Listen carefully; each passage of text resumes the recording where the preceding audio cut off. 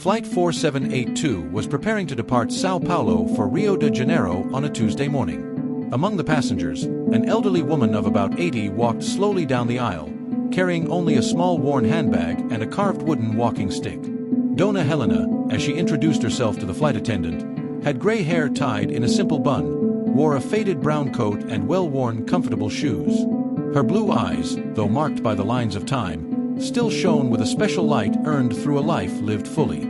As she searched for her seat in row 12, the elderly woman felt the uncomfortable stares from fellow passengers. The businessman in seat 12A immediately rose and asked a flight attendant to switch seats, complaining that he needed to work during the flight and that sitting next to an elderly person might be inconvenient.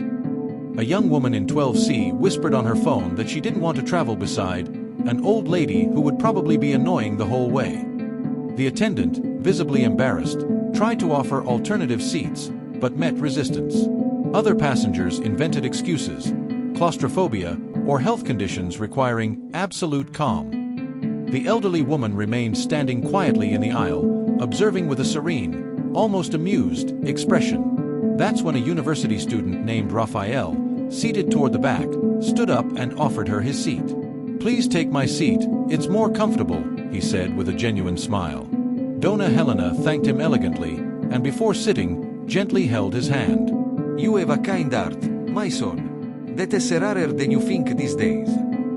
During the flight, Raphael sat next to the elderly woman as she shared fascinating stories of her youth. She spoke of distant places she had visited and revealed an impressive knowledge of art, literature, and history. She quoted classic poets and described European museums with vivid detail. Raphael was captivated by her wisdom and culture. Their conversation was interrupted when the attendant approached nervously. "Dona Helena, the captain would like to personally greet you, if you'd allow." Helena smiled. "Of course, dear. It would be a pleasure." Minutes later, the captain emerged accompanied by the entire crew. With respectful poise, he addressed her. "It is an immense honor to have you on our flight, Professor Helena. The entire crew wishes to express our admiration for your contributions to Brazilian education." The entire cabin fell silent. Passengers craned their necks to listen. The captain continued, "You cannot imagine how many lives you have touched through your career. My daughter studied from the textbooks you wrote." Then the attendant took the microphone and announced to everyone, "Ladies and gentlemen, we are honored to have with us Professor Helena Caldera, author of over 30 educational textbooks that taught generations of Brazilian students, winner of the National Education Prize, and one of the most respected figures in our country's education." An awkward silence filled the aircraft.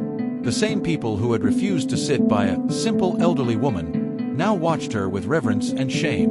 The businessman who had requested the seat change slumped into his seat, avoiding the professor's eyes. Soon after, the young woman who had complained on the phone approached her timidly. "Professor, I studied with your books in school. You changed my life. I'm so sorry for how we behaved." One by one, passengers came forward.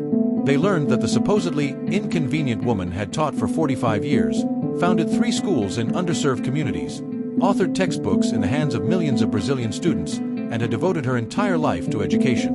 "You know, Raphael," Helena told the young man who offered his seat, "I've learned through life that a person's worth isn't in their clothes, their age, or their appearance. It's in their actions, in their kindness, in how they treat others. You showed more class and education today than many with diplomas on their walls." "Emotional," the young man replied. "You taught me more in 2 hours of conversation than many people teach in years." When the plane landed in Rio de Janeiro, something extraordinary happened. Passengers spontaneously rose and began to applaud, not the polite clapping at the end of a flight, but a genuine show of respect and recognition. Professor Helena stood slowly, retrieved her worn handbag and wooden stick. Before leaving, she addressed the passengers. "Thank you for today's lesson. You reminded me that there is still much work to be done in our country's education, not only in schools, but mainly in hearts." She walked down the aisle with the same simplicity as always, but now accompanied by the respect and admiration of all. Raphael accompanied her to the aircraft door, where she said goodbye. "Continue being this kind person, my son. The world needs more people like you." As they exited the airport, the passengers carried with them a valuable lesson. never judge someone by appearance or age. They discovered that true greatness doesn't wear expensive clothes or announce itself with grand titles. Sometimes, it moves quietly among us, carrying only a simple bag and a heart full of wisdom. Professor Helena continued on her way, as she always had, with humility, dignity, and the certainty that every encounter is an opportunity to teach and learn. Her simplicity was, in fact, her greatest elegance.